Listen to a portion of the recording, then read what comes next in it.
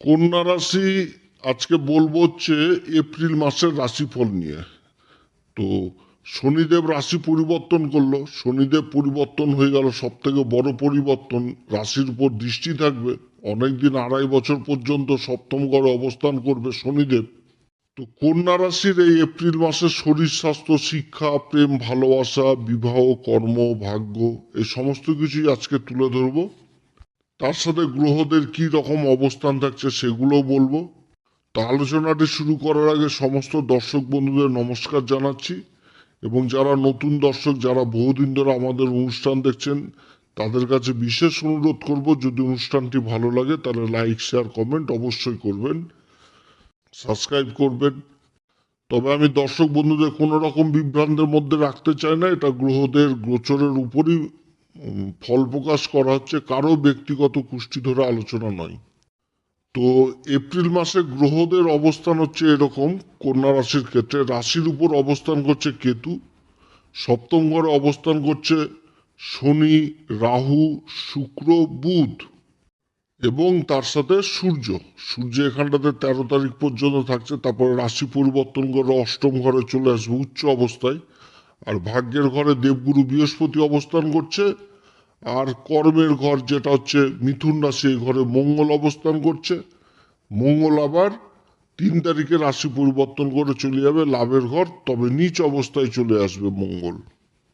তো এইরকম হচ্ছে গ্রহদের অবস্থান কন্যা রাশির ক্ষেত্রে। তো সবার প্রথম বলবো কন্যা রাশির শরীর স্বাস্থ্য নিয়ে। শরীর স্বাস্থ্য নিয়ে যদি বলি, তাহলে এই মাসটা কিন্তু একটু শরীর স্বাস্থ্যের দিকে যথেষ্ট খেয়াল রাখতে হবে। এই সপ্তম ঘরে রাশির অধিপতি তো অবস্থান করছে, তার সাথে আবার সূর্য, রাহু, শনি অবস্থান করছে, একটা বিপরীত পরিস্থিতি। আবার মঙ্গল কিন্তু অষ্টমপতি হয়ে কর্মের ঘরে অবস্থান করছে। মঙ্গল কিন্তু রক্তের কারক। আর এই ঘরে এতগুলো গ্রহের অবস্থান, তো যারা ত্বকজনিত সমস্যায় ভুগছেন, মাইগ্রেন, চোখের অসুবিধাতে ভুগছেন, চক্ষু, দাঁতের সমস্যায় ভুগছেন, এবং তার সাথে যারা অস্থিজনিত সমস্যায় ভুগছেন, এই সমস্ত কিন্তু বৃদ্ধি পাবে। এগুলোর দিকে যথেষ্ট খেয়াল রাখতে হবে। এবং রক্তজনিত সমস্যায় যারা ভুগছেন, তারাও কিন্তু নিজেদের শরীর স্বাস্থ্যের উপর যথেষ্ট খেয়াল রাখবেন এই মাসটা। 13 তারিখের পর যখন সূর্য এই ঘর থেকে বেরিয়ে চলে আসবে, অষ্টম ঘরে অবস্থান করবে, তখন কিছুটা হলেও রিলিফ পাবে, কিন্তু থাকবে সমস্যা। কারণ অষ্টমপতি মঙ্গল চলে যাচ্ছে কিন্তু ওই একাদশ ঘরে নিচ অবস্থায় চলে আসবে, আর একাদশ ঘর থেকে কিন্তু অসুখ বিসুখ জিনিসটা বিচার করা হয়। অর্থাৎ রক্তজনিত সমস্যার এই যে সমস্যাগুলো বললাম, এদিক থেকে কিছুটা হলেও সমস্যা দেখা দিচ্ছে এই কন্যা রাশির ক্ষেত্রে, এদিকে যথেষ্ট সাবধানে থাকতে হবে। শরীর চর্চার কিন্তু বিশেষ প্রয়োজন রয়েছে কন্যা রাশির ক্ষেত্রে। যারা নিয়মিত শরীর চর্চা করছেন, কসরত করছেন, খাটাখাটনি করছেন যথেষ্ট, তাদেরকে বলবো অবশ্যই এর মধ্যেই থাকতে। যথেষ্ট শরীরে বিশেষ কসরতের প্রয়োজন রয়েছে, যোগ ব্যায়াম। তারপরে যারা জিম টিম যাচ্ছেন বা জিমে ভর্তি হওয়ার ইচ্ছা করছেন বা যোগ ব্যায়ামে ভর্তি হবে, তারা কিন্তু করতে পারেন, যথেষ্ট ভালো। এগুলো করলে শরীর স্বাস্থ্য যথেষ্ট ভালো থাকবে। কন্যা রাশির ক্ষেত্রে যদি শিক্ষার ব্যাপারে বলি, তাহলে সবার প্রথম উঠে আসে যে শিক্ষার ঘরটা কার। শিক্ষার ঘরটা হচ্ছে শনিদেবের ঘর, যেটা হচ্ছে পঞ্চম ঘর, মকর রাশি। তো শনিদেব সপ্তম ঘরে অবস্থান করছে, এবং যে অবস্থানটা এখানটাতে কিন্তু একটা বিপরীত পরিস্থিতি তৈরি হচ্ছে। বিপরীত পরিস্থিতি বলতে সূর্যের সাথে অবস্থান করছে। এবার সূর্যের সাথে কি হচ্ছে, যে একটা ইগোর ব্যাপার আসছে, যে একটা বিপরীত পরিস্থিতি। সূর্য হচ্ছে আলো, তো শনি হচ্ছে অন্ধকার। তারপর আবার রাহু, তারপর আবার শুক্র, তারপর আবার বুধ, সবগুলোর দৃষ্টি পড়ছে যে রাশির উপর। কিন্তু প্লাস পয়েন্টটা কি, দেবগুরু বৃহস্পতি যেরকম রাশিকে দৃষ্টি দিচ্ছে, রাশির উপর কেতু, কেতু তো শিষ্য, দেবগুরু বৃহস্পতির দৃষ্টি রাশির উপর পড়ছে, তার সাথে আবার শিক্ষার ঘরেও পড়ছে। তো এইখানটাতে জিনিসটা কি হবে, যে পড়াশোনা করবে কিন্তু নিজের উপর কনফিডেন্ট জিনিসটা কিন্তু হারাবে, যে আমি পারবো কি পারবো না, আমার হচ্ছে না বোধহয়, এরকম একটা কনফিউজ জিনিস তৈরি হবে। তারপর যখন সূর্য আবার এই ঘরে চলে আসবে পরিবর্তন হয়ে, তখন থেকে কিন্তু আবার যথেষ্ট ইমপ্রুভ হবে এবং কনফিডেন্স জিনিসটাও চলে আসবে যে হ্যাঁ, আমি পারবো, কারণ রাশির উপর কিন্তু দৃষ্টি থাকছে। শিক্ষার ঘরের অধিপতি হচ্ছে স্বয়ং শনি, রাশির উপর দৃষ্টি দিচ্ছে। কি বুঝাচ্ছে? যে তুমি পড়ো, তোমাকে পড়তে হবে। শনি রাহু অ্যাম্বিশন দিয়ে দিবে যে হ্যাঁ তুমি পারবা, তুমি করো। বুধ নিজের রাশিকে দেখছে, তারপর আবার দেবগুরু বৃহস্পতিও রাশিকে দেখছে। অর্থাৎ সেই সময় থেকে যথেষ্ট ইমপ্রুভ শুরু হয়ে যাবে এই কন্যা রাশির। এবং বহু কন্যা রাশি জাতক জাতিকাদের যারা বিদেশে যাওয়ার পরিকল্পনা করছেন বা নিজের শিক্ষাকে বাইরে ভালো জায়গা থেকে তৈরি করবে, তাদেরও কিন্তু যাত্রা হবে এই সময়কালে শিক্ষার ব্যাপারে। প্রেম ভালোবাসার যদি জায়গাটা বলি এই কন্যা রাশির ক্ষেত্রে, তো প্রেম ভালোবাসার কারকও কিন্তু এই শনি।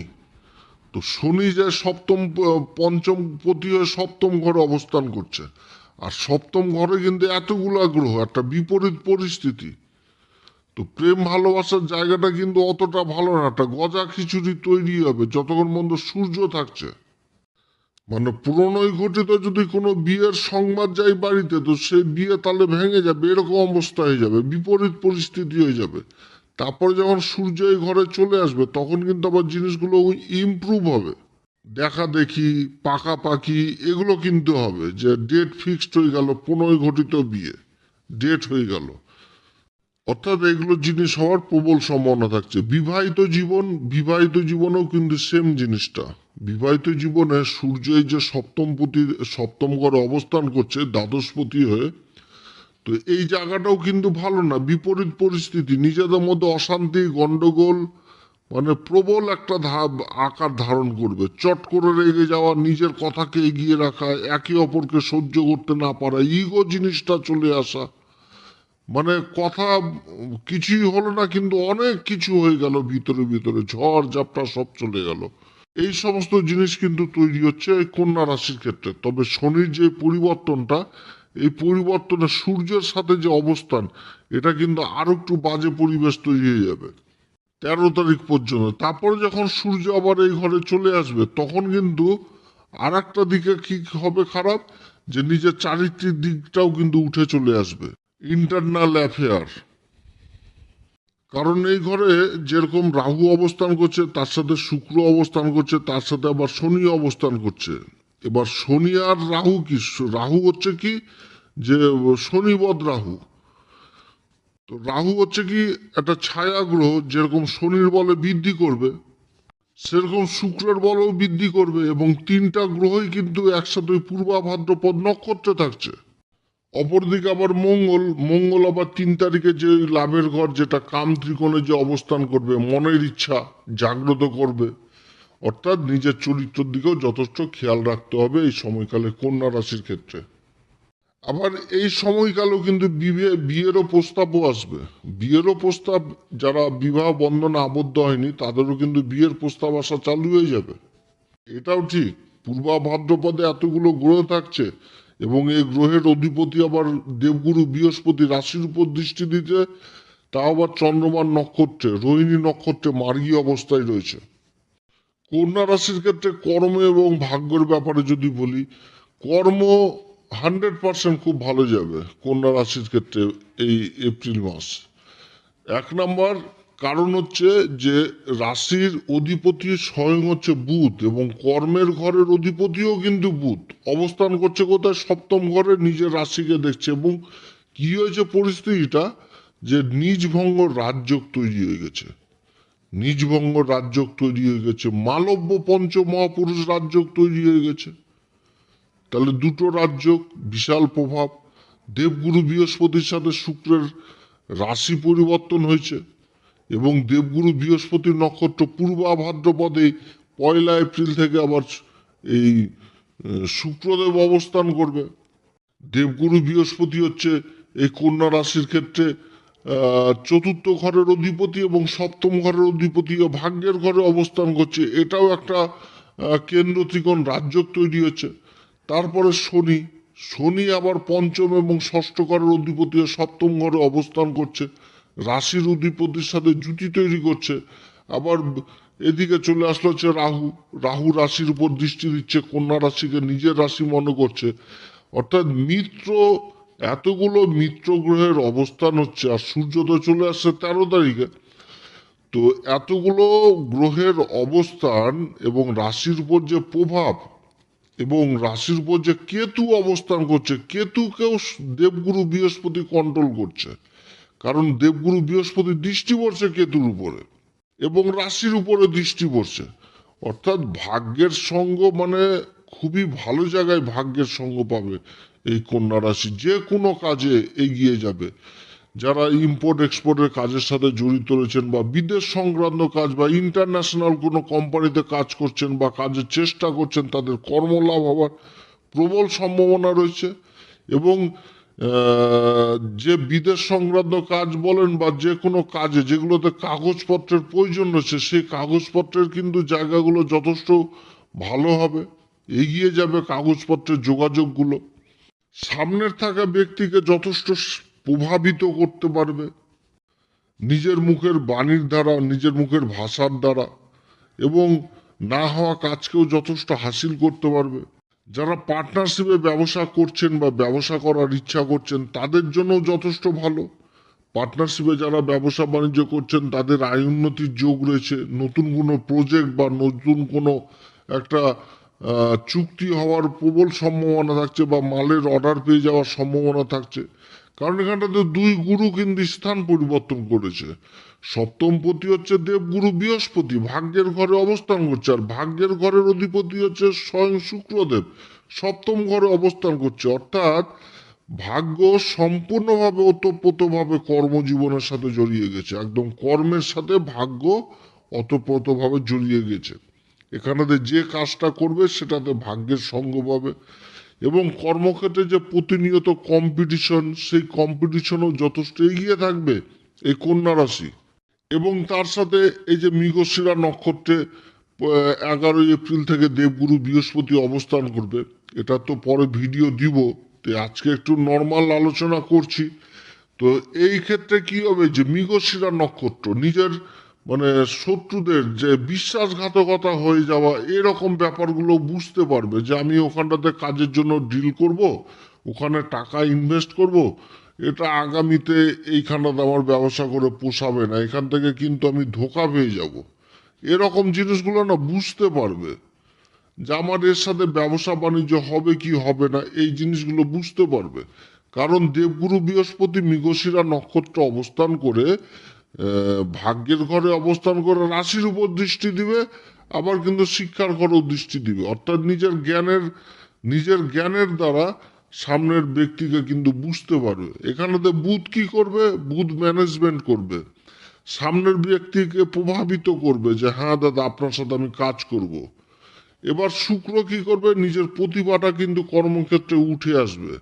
সামনে থাকা ব্যক্তি বা যার সাথে ডিল করবে, সে চিন্তা করবে যে না, এই লোকটার কাজের মধ্যে একটা ভালো সঙ্গতি রয়েছে, কাজটা যথেষ্ট ভালো। কারণ এখান থেকে কি যেরকম আকর্ষণ জিনিসটা বৃদ্ধি পাবে, সেরকম প্রতিভা জিনিসটা উঠে আসবে কর্মক্ষেত্রে।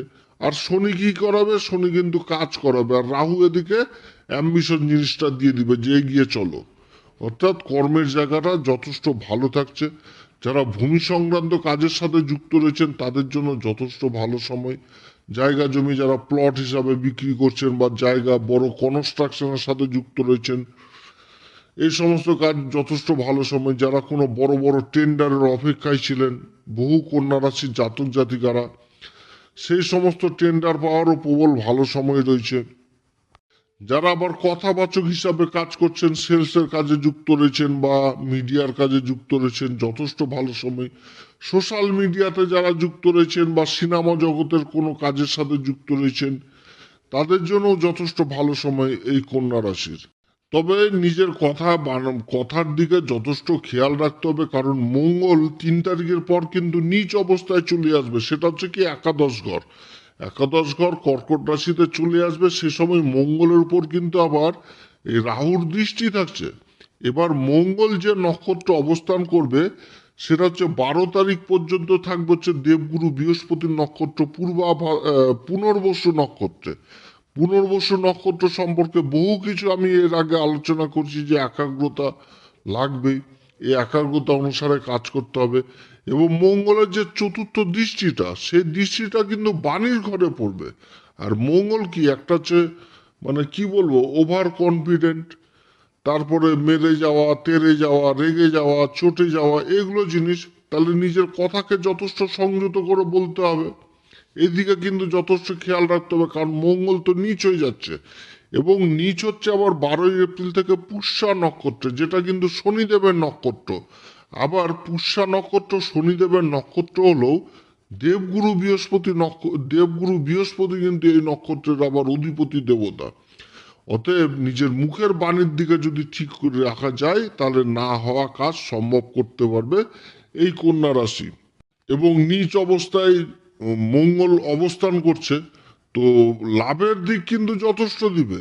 নিচ মঙ্গল লাভ যথেষ্ট দিবে জীবনে, এটাও ঠিক, কিন্তু ওই যেটা বললাম আর কি, যে একটা অ্যাগ্রাসন, একটা চটে যাওয়া, রেগে যাওয়া, মাথা গরম করে নেওয়া, এই জিনিসগুলো কিন্তু কন্যা রাশির হবে। কারণ রাহুর কিন্তু আবার ওই দৃষ্টি থাকছে এই মঙ্গলের উপর থাকবে। খুব ভালো সময় কন্যা রাশির জন্য, যথেষ্ট ভালো সময়। জীবনে সব থেকে দুই গুরুর আশীর্বাদ একেবারে মে মাস পর্যন্ত পাবে। মে মাস পর্যন্ত কন্যা রাশিকে কে ঠেকায়? কন্যা রাশির বহু কাজ হবে। তবে আমি তো আলোচনা করে গেলাম গ্রহদের পজিশন নিয়ে, এবার দেখালো কোনো দাদা ভাই বন্ধুদের ওই গ্রহের অবস্থানই খারাপ রয়েছে, তো তাদের কাছে বিশেষভাবে অনুরোধ করব, আপনারা ভালো লোকের কাছে অবশ্যই পরামর্শ নেবেন। আপনাদের আশেপাশে ভালো জ্যোতিষী রয়েছে, তাদের কাছে পরামর্শ নেবেন। আমাদের হোয়াটসঅ্যাপ নাম্বার দেওয়া রয়েছে, প্রয়োজন পড়লে আমাদেরকেও মেসেজ করতে পারেন, তবে আমাদের এখানে শুল্ক লাগু থাকছে। আর এই সময়কালে কন্যা রাশি কোন উপাচার করবে?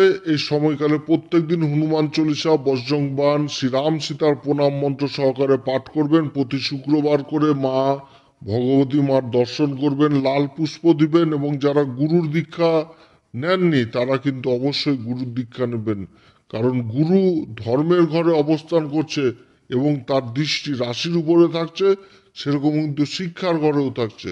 অর্থাৎ দেবগুরুর কিন্তু আশীর্বাদ যথেষ্ট পাবে, যার জন্য দেবগুরুকে বলবান করতে গেলে গুরুর দীক্ষা জীবনে প্রয়োজন রয়েছে। দুই গুরুর দৃষ্টি পড়ছে রাশির উপরে, আর রাশির উপরে পড়ছে, রাশির উপরে আবার কেতু অবস্থান করছে। কেতু হচ্ছে চেলা, গুরুর চেলা হচ্ছে কেতু, তার উপর দৃষ্টি দিচ্ছে। তাহলে বুঝতে পারছেন তো, যার জন্য কিন্তু আমি গুরুকে বারবার প্রাধান্য দিচ্ছি যে গুরুর দীক্ষা নিতে হবে। এছাড়া গুরু হচ্ছে এই কন্যা রাশির ক্ষেত্রে চতুর্থ ঘর এবং সপ্তম ঘরের অধিপতি।